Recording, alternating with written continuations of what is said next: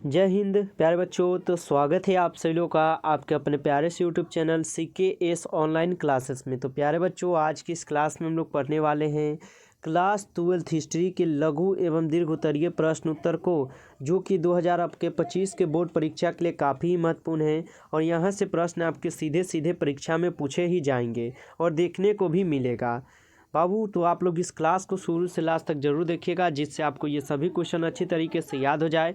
अगर आप इस चैनल पर पहली बार जुड़े हैं तो आप चैनल को ज़रूर सब्सक्राइब करके ऑल पे दबा लीजिए, क्योंकि आप सभी के लिए यहाँ पर रोज़ रात 7:30 से लाइव क्लास भी चलता है। तो नए हैं तो ज़रूर आप चैनल को सब्सक्राइब करके ऑल पे दबा लीजिएगा, क्योंकि आप सभी के लिए हम बिल्कुल फ्री क्लास और बिल्कुल फ्री PDF के साथ ही पढ़ाते हैं। तो आप बिल्कुल फ्री PDF के साथ और फ्री क्लास के साथ तैयारी करने के लिए चैनल को ज़रूर आप सब्सक्राइब कर लीजिएगा। और क्लास अच्छा लगे तो अपने दोस्तों को शेयर कर दीजिएगा, ताकि आपके दोस्त लोग भी यहाँ से जुड़कर फ्री में अपनी तैयारी कर सकें और उनकी भी तैयारी अच्छा से अच्छा हो जाए। और प्यारे साथियों, आप लोग का ये सेट 2 है। इनसे पहले हम एक जो है सेट करा चुके हैं। अगर आप वो नहीं पढ़े हैं तो आपको प्लेलिस्ट मिल जाएगा, उनके माध्यम से आप जो है सेट 1 को भी पढ़ लीजिएगा। कुल 10 सेट आपको ऐसे सेट हम दे रहे हैं जो कि 100% आपके परीक्षा में पूछे ही जाएंगे। इसलिए आप सभी सेट को पढ़ने के लिए ज़रूर आप चैनल को सब्सक्राइब करके जुड़ जाइएगा। और जितने बच्चे नहीं किए आप लोग जल्दी से भी कर लीजिएगा, ठीक है। और लास्ट में बताइएगा कि सेकेंड आपका यानी दूसरा चैप्टर यानी दूसरा सेट कैसा लगा है, ताकि तीसरा सेट के लिए अगर आप तैयार होइएगा तो तीसरा सेट भी आपके लिए आएगा। क्योंकि आप लोग कमेंट किए थे कि सर दूसरा सेट भी लाइए, तभी हम दूसरा सेट लाए हैं। तो तीसरा के लिए भी आप लोग कमेंट कर दीजिएगा, ज़रूर लेकर आएंगे, ठीक है। चलिए क्लास को स्टार्ट करते हैं। उनसे पहले आप सभी प्यारे बाबू जो है क्लास को भी एक बार लाइक कर दीजिए आप लोग, ठीक है। चलिए जल्दी से एक बार लाइक कर दीजिए। क्लास को स्टार्ट करते हैं और आज का पहला नंबर क्वेश्चन देखते हैं। चलिए तो आज का पहला नंबर क्वेश्चन आप लोग के सामने है, सातवाहन कौन थे। साथियों, सभी क्वेश्चन VVI क्वेश्चन और गेसिंग क्वेश्चन लिए गए हैं आपके एग्जाम के लिए, इसलिए क्लास को आप लोग लास्ट तक जरूर देखिएगा। सातवाहन कौन थे प्यारे बाबू। उत्तर दिया गया है कि सातवाहन एक प्राचीन काल में आए राजवंश थे, ठीक ना। जो सातवाहन थे ना, यह प्राचीन काल में आए एक राजवंश थे, जिसने 200 साल शासन किया था। जिसने क्या किए थे, 200 साल जो है शासन किया था। मौर्य वंश के काल में सातवाहन की स्थापना की गई थी, ठीक है। मौर्य वंश के शासनकाल में ही सातवाहन की स्थापना जो की गई थी। सातवाहन का अर्थ होता है 7 परियों का वाहन, ठीक है। सातवाहन का अर्थ अगर पूछे तो 7 परियों का वाहन होता है सातवाहन का अर्थ, ठीक है। तो याद रखेगा, कहे सातवाहन कौन था, तो याद रखेगा इतना, ताकि आप जो एग्जाम में अच्छी तरीके से लिख पाएँ और अच्छा नंबर आप लोग को मिल सके। चलिए अगला क्वेश्चन 2 नंबर क्वेश्चन पढ़िए आप लोग यहाँ पर। दिगंबर और श्वेतांबर कौन थे, ठीक है।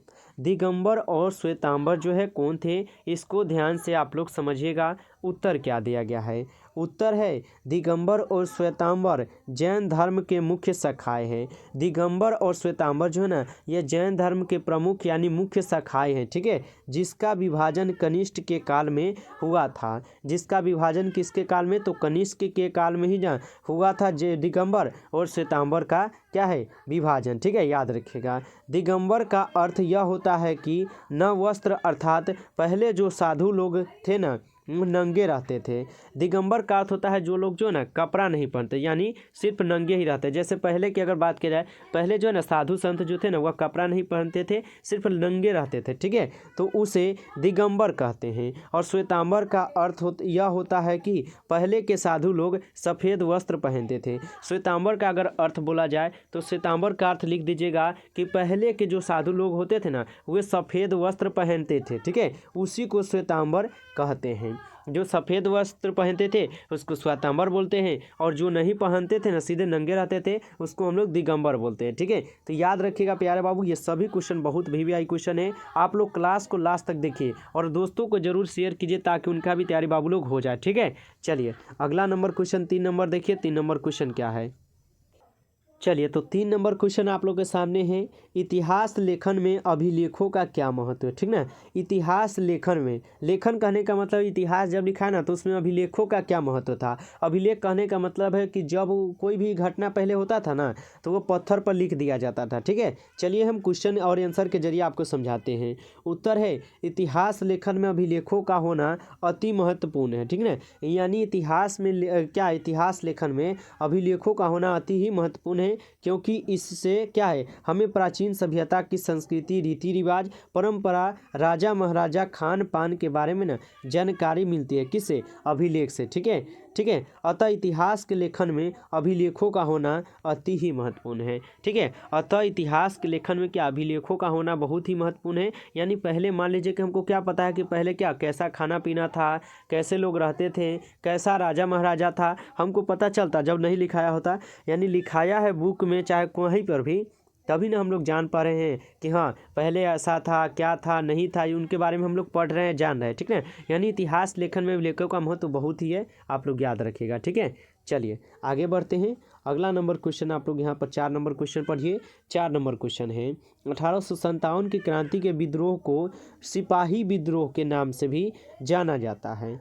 1857 के जो विद्रोह हुए थे ना, उनको सिपाही विद्रोहों के नाम से भी क्यों जाना जाता है? उत्तर है बिहार, जगदीशपुर से 1857 के क्रांति का नेतृत्व बाबू वीर कुंवर सिंह द्वारा किया गया था। यानी बिहार के जो जगदीशपुर गांव में वीर कुंवर सिंह रहने वाले थे ना, ये 1857 के क्रांति के नेतृत्व में ना क्या किए थे? तो वीर कुंवर सिंह द्वारा किया गया था 1857 का क्रांति। ठीक है, तथा पटना से पीर अली अवध, लखनऊ से बेगम हजरत महल, दिल्ली से बहादुर शाह जफर द्वारा इस विद्रोह का नेतृत्व जो है ना किया गया। यानी पटना से आपके कौन के? वीर कुंवर सिंह किए, पटना से वीर कुंवर सिंह किए, और कहाँ? अवध से लखनऊ में बेगम हजरत महल, दिल्ली से बहादुर शाह जफर द्वारा इस विद्रोह को जो है ना किया गया था। ठीक है, 1857 के क्रांति के विद्रोह को सिपाही विद्रोह हम लोग इसीलिए बोलते हैं। ठीक है, याद रखिएगा। चलिए आगे बढ़ते हैं। अगला नंबर क्वेश्चन क्या है? 5 नंबर क्वेश्चन है सिंधु घाटी सभ्यता की नगर योजना के बारे में लिखें। सिंधु घाटी क्या है? सिंधु घाटी की नगर योजना के बारे में ना आपको लिखना है। ठीक है, चलिए इसको ध्यान से आप लोग थोड़ा समझने का प्रयास कीजिएगा। उत्तर है सिंधु घाटी सभ्यता में 2 शहरी नगर मिला है। यानी सिंधु सभ्यता में 2 शहरी नगर जो है मिला है, जिसका नाम है, एक का नाम हड़प्पा सभ्यता और दूसरा का नाम जो है मोहनजोदड़ो था। और इनको क्या है? तो जुड़वा राजधानी भी बोला जाता है मोहनजोदड़ो और सिंधु सभ्यता को। ठीक है, याद रखिएगा, ऑब्जेक्टिव में पूछता है कि ये हड़प्पा और मोहनजोदड़ो को क्या कहा जाता है? तो जुड़वा राजधानी कहा जाता है, याद रखेगा। ठीक है, यानी सिंधु सभ्यता में 2 शहरी नगर मिला है, जिसका नाम है, एक का नाम अगर बोले तो हड़प्पा सभ्यता, दूसरा का नाम हो जाएगा मोहनजोदड़ो, जो वर्तमान में पाकिस्तान में है। हड़प्पा और मोहनजोदड़ो दोनों ही पाकिस्तान में है। हड़प्पा सभ्यता और मोहनजोदड़ो में बहुत से सामान प्राप्त हुए हैं। हड़प्पा सभ्यता और मोहनजोदड़ो से बहुत सारे सामान जो है पाए गए हैं, जो इस प्रकार के हैं, जैसे पत्थर हो गया, मूर्ति हो गया, मिट्टी के बर्तन हो गए, स्नानगर हो गए, अन्नागार हो गए, गलिया आदि क्या है, ये सब आपके हड़प्पा और मोहनजोदड़ो में जो ना बहुत ही ज़्यादा देखने को मिला है। ठीक है, यानी खुदाई के दौरान जो ये सामान मिले हैं, जब खुदाई हो रहा था ना उस समय ये सामान जो है ना ये मिले हैं आपके हड़प्पा और मोहनजोदड़ो से, इसको याद रखेगा। ठीक ना, चलिए आगे बढ़ते हैं और 6ठा नंबर क्वेश्चन आप लोग पढ़िएगा। ठीक है, 6 नंबर क्वेश्चन है कि अकबर की भूमि बंदोबस्त प्रणाली का मूल्यांकन करें या विवेचना करें। ठीक है, अकबर की भूमि बंदोबस्त प्रणाली का मूल्यांकन करें या विवेचना करें, बात एक ही होगा। ठीक है, उत्तर देना है कि अकबर का जन्म अमरकोट के सिंध पाकिस्तान में हुआ था। अकबर का जन्म कहाँ हुआ? तो अमरकट के सिंध पाकिस्तान में ना अकबर का जन्म हुआ था। अकबर के काल में भूमि सुधार प्रणाली सबसे अधिक रही है। यानी अकबर के जब शासन काल था ना तो उस समय भूमि सुधार प्रणाली सबसे अधिक थी, यानी भूमि सुधार के लिए ज़्यादा वहाँ पर बोलबाल था। ठीक है, अकबर ने 1800 क्या है, अकबर ने 1581 ईस्वी में क्या है भूमि सुधार प्रणाली की स्थापना की थी। अकबर ने 1581 ईस्वी में भूमि सुधार प्रणाली की स्थापना किए थे। अकबर ने भूमि बंदोबस्त प्रणाली की निम्नलिखित आवश्यकताओं की पूर्ति की है। भूमि सुधार अकबर के काल में ही हुआ था। ये भूमि सुधार जो है ना ये अकबर के शासनकाल में ही हुआ था। ठीक है, याद रखिएगा, अगर कहे कि अकबर की भूमि बंदोबस्त प्रणाली का मूल्यांकन करें या विवेचना करें तो आप इतना याद रख पाएंगे, तभी आप कर पाएंगे, नहीं तो जाइएगा और मुंह ताक के सबके आइएगा। ठीक ना, तो ऐसा नहीं करना है, आप लोग थोड़ा मन लगाकर पढ़ाई कीजिए। सिर्फ 2 महीना बचा है, 2 महीना में आपको सेट बाय सेट हम इसीलिए क्लास करा रहे हैं ताकि आप रट जाएंगे। ठीक है, चलिए अगला क्वेश्चन आप लोग पढ़िए यहाँ पर 7 नंबर क्वेश्चन। 7 नंबर क्वेश्चन है इतिवृत्ति क्या है। ठीक है, इतिवृत्त क्या है? उत्तर दिया गया है कि इतिवृत्त का अर्थ होता है पांग। इतिवृत्त राजाओं का खजाना था। ठीक है, यानी इतिवृत्त का अर्थ होता है पांग इतिवृत्त राजाओं का खजाना था। इतिवृत्त में अनेक राजा महाराजा और बादशाहों ने क्या है इसे इतिवृत्त का नाम जो है दिया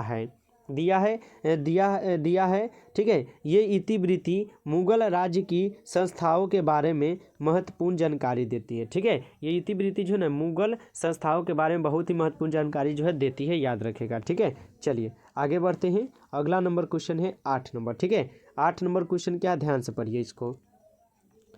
उत्तर है क्या है, क्या बोलते हैं क्वेश्चन। ठीक है, क्वेश्चन है अकबर ने जजिया कर क्यों समाप्त किया। ठीक है प्यारे बाबू, अकबर ने जजिया कर को जो है ना समाप्त क्यों किए हैं। उत्तर देखिएगा, उत्तर है कि अकबर ने जजिया कर समाप्त इसलिए किया क्योंकि गरीब हिंदुओं से जजिया कर जो है ना लिया जाता था, नहीं दिया जाता था। ठीक है, अकबर ने जजिया कर को समाप्त इसलिए किया ना क्योंकि गरीब हिंदुओं से ना जजिया कर दिया नहीं जाता था। भाई जो गरीब होगा वो कहाँ से किसी को टैक्स देगा, ठीक ना, उनको तो अपना खाने के लिए पैसा ही नहीं रहेगा, किसी और को पैसा कहाँ से देगा, ठीक ना। यानी इसलिए अकबर के शासनकाल में ही जजिया कर को समाप्त किया गया था। ठीक है, और मुसलमानों से जजिया कर नहीं लिया जाता था। ठीक है, हिंदुओं से क्या किया जाता था, गरीब हो या धनिक हो सबसे क्या किया जाता, जजिया कर लिया जाता था। लेकिन वहीं पर क्या है, तो मुसलमानों से न जजिया कर यहाँ पर नहीं लिया जाता था, जिसके कारण हिंदुओं कर नहीं दे पाते थे। जिसके कारण क्या, हिंदू लोग जो है ना वह कर नहीं दे पाते थे। जजिया कर नहीं देने पर उसकी ज़मीन को हड़प लिया जाता था। जब कोई जजिया कर नहीं दिया जाता था ना, जब नहीं देते थे तो उनका ज़मीन जो भी होता था उनको हड़प लिया जाता था, जिसके कारण हिंदुओं ने मुसलमानों में धर्म परिवर्तन करने लगा। जिसके कारण क्या हुआ, तो हिंदू और मुसलमानों में ना यहाँ पर क्या है, तो क्या है एक दूसरे से मानिए तो बहुत यहाँ पर क्या बोले, मतलब दुश्मनी होने लगा। ठीक है, जिसके कारण हिंदू और मुसलमानों में ना धर्म परिवर्तन करने लगा। यही ना अभी भी देखते होइएगा, जो होगा भी भेदभाव रखते हैं वही सब इसके ही कारण हुआ। ठीक है, जजिया कर के कारण ही, जिसे देखकर अकबर ने जजिया कर ही समाप्त कर दिया। जिसको देखकर अकबर ने क्या किया, तो जजिया कर को ही समाप्त कर दिए। यानी न तो हिंदू से लिया जाएगा, न ही मुसलमान से, यानी किसी से जजिया कर जो है नहीं लिया जाएगा, जजिया कर को ही समाप्त कर दिया ये अकबर ने। ठीक है, अकबर ने जजिया कर 1964 में समाप्त किया था। अकबर ने जजिया कर को 1964 में समाप्त किया था, याद रखेगा। अगर कहे अकबर ने जजिया कर क्यों समाप्त किया, तो यहाँ पर देख सकते हैं कितना ही इंटरेस्टेड क्वेश्चन था और कितना ही आसान था। ठीक है, याद रखिएगा, इतना आप लोग लिख पाते हैं तो बहुत ही अच्छा नंबर आप लोग को एग्जाम में देगा एग्जामिनर। ठीक है, चलिए अगला क्वेश्चन 9 नंबर। और जो भी बच्चे क्लास को लाइक नहीं किए प्यारे बाबू लाइक कर दीजिए। चैनल पर पहली बार आए हैं तो आप जरूर सब्सक्राइब करके ऑल पे दबा लीजिए, क्योंकि आप सभी प्यारे बच्चों को हम बिल्कुल फ्री PDF के साथ पढ़ा रहे हैं। तो आपका फर्ज है कि चैनल को आप सब्सक्राइब करके सिर्फ जुड़ जाइए। ठीक है, चलिए क्वेश्चन देखिए। क्वेश्चन है विजयनगर साम्राज्य की स्थापत्य कला की विशेषताओं को लिखे या उल्लेख करें। ठीक है, विजयनगर साम्राज्य की स्थापत्य कला की विशेषताओं को लिखो या उल्लेख करना है। उत्तर है हम्पी की राजधानी विजयनगर है। ठीक है, यानी हम्पी की राजधानी जो है ना वह विजयनगर है। इसकी स्थापना कृष्णदेव राय ने किया था। हम्पी की राजधानी क्या है, तो विजयनगर है। यानी हम्पी की राजधानी कहाँ, विजयनगर है। इसकी स्थापना किसने, तो इसकी स्थापना कृष्णदेव राय ने किया था। यानी विजयनगर की स्थापना किसने किया, तो कृष्णदेव राय ने किया था, याद रखेगा। विजयनगर साम्राज्य की विशेषता यह थी कि यहाँ पर अनेक प्रकार के मंदिर थे। यानी विजयनगर जो है ना, विजयनगर साम्राज्य की विशेषता कुछ इस प्रकार की थी ना, क्योंकि वहाँ पर अनेक प्रकार के मंदिर थे। यानी बहुत क्या बोले तो बहुत प्रकार के मंदिर थे वहाँ पर।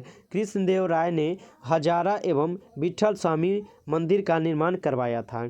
विजयनगर साम्राज्य की स्थापना 1336 ईस्वी में हुआ था। ठीक है, यानी विजयनगर साम्राज्य की स्थापना जो है 1336 ईस्वी में हुआ था। इसको आप लोग अच्छे से याद कर लीजिएगा। ठीक है, कहे एग्जाम में विजयनगर साम्राज्य के स्थापत्य कला की विशेषताओं को लिखे या उल्लेख करें, तो इतना आप लोग याद रख लीजिएगा, कर दीजिएगा, अच्छा नंबर आपको आ जाएगा एग्जाम में। ठीक है, चलिए अगला क्वेश्चन है यहाँ पर 10 नंबर। ठीक है, 10 नंबर क्वेश्चन है वीर कुंवर सिंह का एक संक्षिप्त परिचय दे। ठीक है, वीर कुंवर सिंह का आपको क्या करना है, तो एक संक्षिप्त परिचय देना है।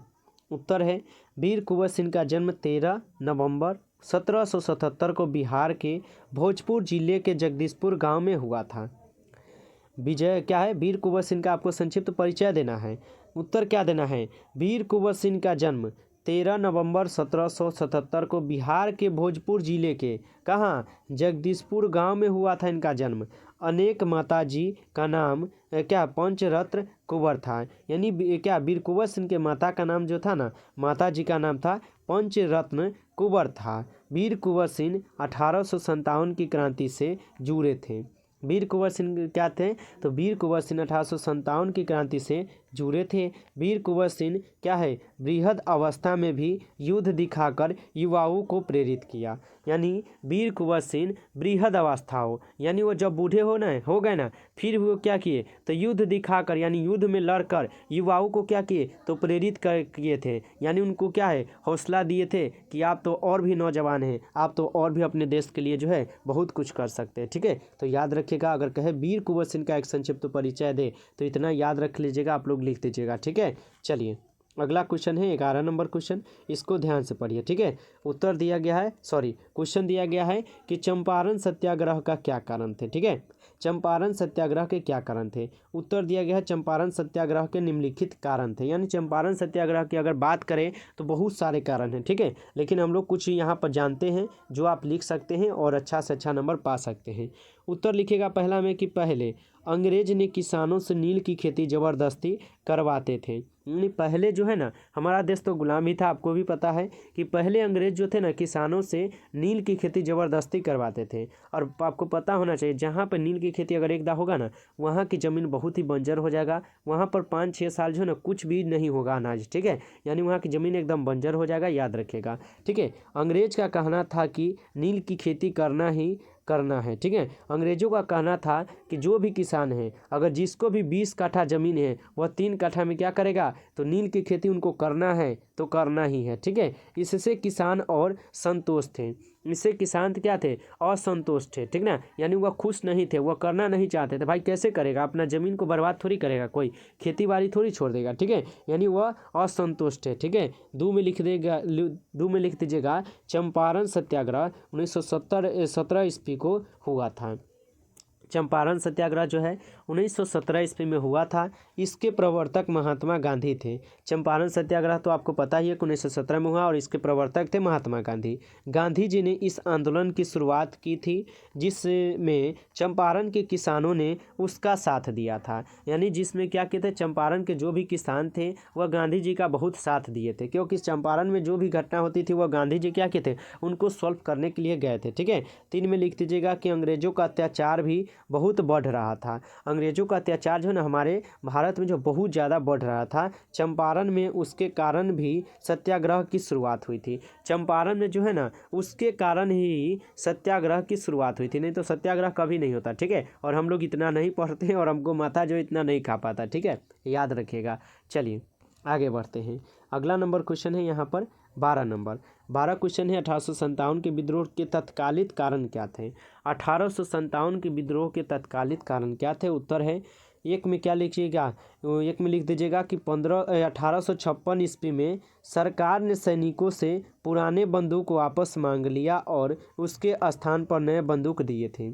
1856 ईस्वी में सरकार ने सैनिकों से क्या किए, जो पुराने बंदूक सैनिक रखे थे उसको वापस ले लिए और उसके हाथ में नए नए बंदूक जो है दिए थे, जो गाय और सूअर की चर्बी से बना हुआ था। जो क्या थे, तो गाय और सूअर की चर्बी से ना वो बंदूक बना हुआ था। भारतीय सैनिकों ने इसे इस्तेमाल करने से इनकार कर रहा था। जो भारतीय सैनिक थे, जो हमारे जवान भाई थे, नौजवान भाई थे, वह इस बंदूक को चलाने से मना कर रहे थे, लेकिन वही बंदूक दिया। इसे भारतीय सेना ने असंतोष पैदा हुआ। यानी इससे क्या हुआ, भारतीय सेना में असंतोष जो है पैदा हुआ, वह खुश नहीं थे। भाई चर्बी का था इसलिए खुश नहीं थे। ठीक है, 2 में लिख दीजिएगा 1857 ईस्वी की क्रांति का एक और कारण था, पहले अंग्रेज भारत का ही सामान इंग्लैंड भेजते थे। यानी 1857 की क्रांति का एक और भी कारण था, यानी पहले अंग्रेज क्या कर भारत का सामान इंग्लैंड में भेजते थे। ठीक है, जो भारत का सामान होता था वो इंग्लैंड में भेज देते थे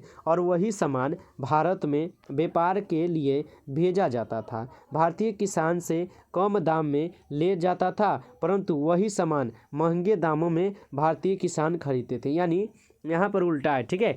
यानी क्या है, जो किसान उपजा रहा है उसी सामान को तो ये अंग्रेज लोग कहाँ पे, इंग्लैंड में भेज देता है। फिर इंग्लैंड से वही सामान क्या है तो थोड़ा मोड़ा पैक हो जाता है कुछों में, और वही आकर यहाँ पर ज़्यादा महंगा बिकता है। किसानों को क्या पड़ता है, ज़्यादा महंगा पड़ता है, यानी उन्हीं का चीज़ उनको महंगा पड़ जाता है, ठीक है। इससे भारतीय किसान में क्रांति का कारण उत्पन्न हुआ। इससे क्या हुआ, तो भारतीय किसान में क्रांति का यहाँ पर क्रांति करने का उत्पन्न हुआ था, इसके अंदर जुनून हुआ था, ठीक है। याद रखिएगा। अगर आपसे कहे क्या, अगर कहे 1857 के विद्रोह के तत्कालिक कारण क्या थे, तो इतना याद रखिएगा जितना हम पढ़ाए हैं, ठीक है।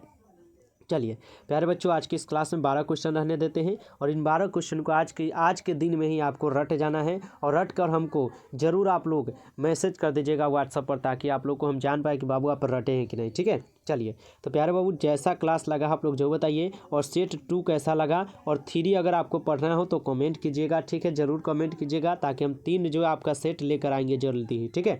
चलिए आप लोग जो है जल्दी से एक बार क्लास को लाइक कर दीजिए। जो बच्चे नए हैं चैनल को भी आप लोग सब्सक्राइब कर लीजिए, क्योंकि प्यारे बाबू हम आप सभी प्यारे बच्चों को बिल्कुल शिक्षा फ्री दे रहे हैं, और बिल्कुल फ्री में आपको पढ़ा रहे हैं, और बिल्कुल ही फ्री PDF दे रहे हैं, जिससे आप लोग की तैयारी अच्छा से हो सके, और आपका जो है ना अच्छा से अच्छा नंबर आ सके बोर्ड एग्जाम में, ठीक है।